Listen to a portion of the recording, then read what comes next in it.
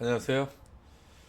자, 이번 주문 해석은 최근에 가장 핫한 분야가 아닌가 싶습니다. 그 영리기관들이 인적 물적 구분이 곤란한 기업 간의 거래, 이 거래로 인하여 최근에 불인정 사례가 되게 빈번히 나타나고 있습니다. 계열사들하고 거래하는 거죠. 자, 일단은 조문 해석에 대한 질의응답과 관련된 내용을 하기 전에 안내를 먼저 드리면, 최신 발간된 국가연구개발 혁신법 매뉴얼을 보시면 Q&A에 이 인적 물적 구분이 곤란한 기업이 어디까지 해당이 되는지 이 범위에 대해서 답변을 해주고 있습니다. 사례로 해가지고 뭐 최대 주주이거나 대표자가 동일하거나 뭐 지분율을 30% 이상 뭐 보유하고 있거나 특수관계이거나 막 이런 걸로 사례가 있으니 그거는 참고하시고요. 그 참고하시고 그 매뉴얼을 보시면 구체적으로 어떤 경우에 인적 물적 구분이 곤란한 기업이라고 구체적으로 사례를 들어주고 있다라는 거는 안내를 먼저 드렸고, 그 다음에 이제 조문 해석을 한번 질의하고 답변 한번 보도록 할게요. 자, 안녕하십니까? 연구개발비 비용을 계상하지 못하는 경우를 살펴봐도 해당 케이스가 없는 것 같아서 해석 요청을 드립니다. 라고 돼 있어요. 그러면서 자, 당사는 영리기관이래요. 그리고 당사 대표는 비회사 주식을 보유하고 있답니다. 최대 주주는 아니랍니다. 당사와 비회사는 사업자 등록번호, 법인번호가 같은 다른 독립된 사업체이며 계열사도 아니랍니다.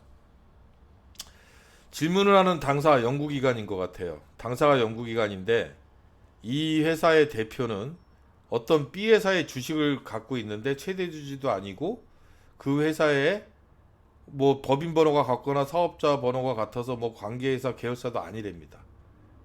그리고 또한 당사와 B사의 인적 구성원은 전혀 다르고 건물의 공간 및 설비 등을 서로 공유하지도 않는데요.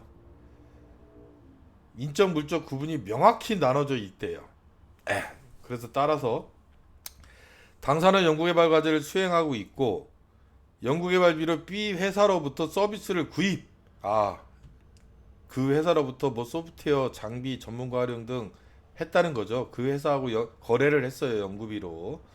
비용을 처리하고자 하는데 연구개발 과제 담당 회계법인에서 이해관계 간 거래로 보시고 연구비 계상이 불가하다고 합니다.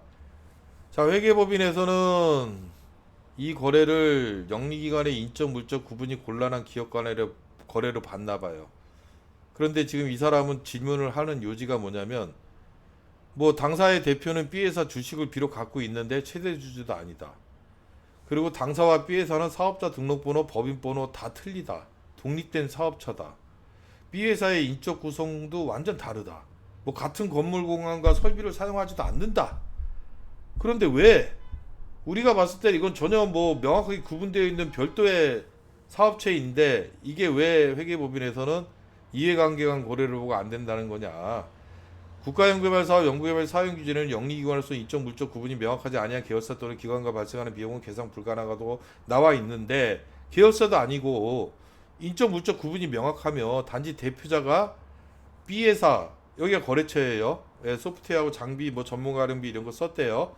일부 주식만 가지고 있을 뿐인데 연구비 계상이 불가능하다고 보는 게 맞는지 궁금합니다.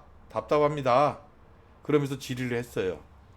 그래서 아이리스에는 뭐라고 답변을 해주냐면, 문의하신 상황에서 연구개발기관의 대표이사가 문의하신 당사의 대표이사가 B회사의 지분을 상당 부분 보유하고 있거나, 여기서 30% 이상이 나옵니다.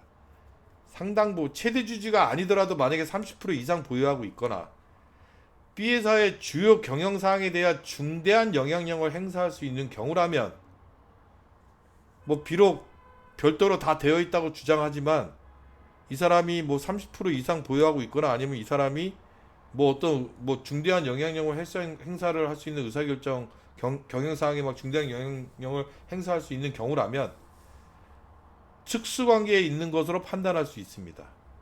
다만 단순히 연구개발기관의 대표이사가 B회사의 일부 지분을 보유하고 있는지 여부로 특수관계에 있다고 간주하기는 어렵다고 판단합니다.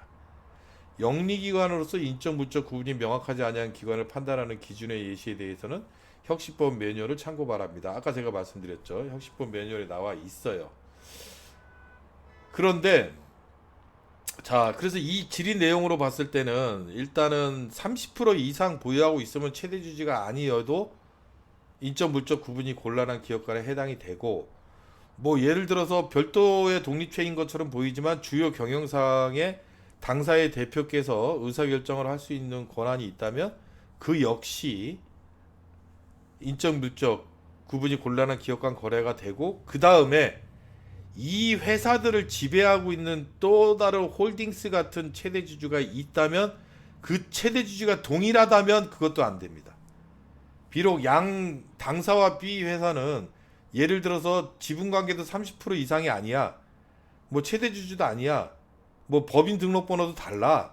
그래서 완전히 독립적인 사업체인 것 같이 보여도 이 둘 회사를 지배하고 있는 별도의 주주회사가 지주회사가 따로 있다면 죄송합니다. 그 지주회사가 동일해요. 보통 홀딩스라고 얘기하죠. 그 홀딩스 회사가 이 두 회사를 다 지배하고 있어. 그럼 이 두 회사는 인적 구분이 또 곤란한 기업 간이 해당이 되는 겁니다.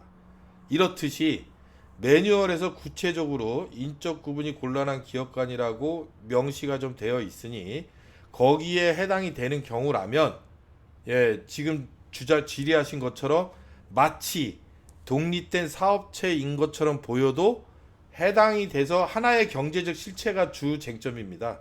하나의 경제적 실체로 볼 수 있는 그 사례 요건에 해당이 되면 그 거래는 인적 물적 구분이 곤란한 기업 간의 거래에 해당이 될 수 있다라는 내용이고, 따라서 이 질의가 똑바로 될 거라면 그러면 아이리스가 좀 더 명확하게 해줬을 텐데, 그게 뭐가 빠진 거냐면 회계법인에서 왜 안 되는지, 왜 불가능하다고 했는지 구체적으로 분명히 명시를 했을 거예요. 이러이러한 관계에 해당이 때문에 안 된다라고 했는데 그러한 것을 지금 질의에 빼놨기 때문에 회계법인이 왜 불가능한지를 좀 참고를 해야 되는데, 그래서 답변에서는 혹시라도 최대 주주가 아니지만 다른 사람이 50% 갖고 있고 이 사람이 30% 이상 33% 갖고 있어도 최대 주주 아니죠. 그래도 이거는 인적 물적 구분이 곤란한 기업 간의 거래에 해당이 된다니까요. 예, 그런 부분을 간과했을 수도 있다라는 해설을 드립니다. 예, 감사합니다.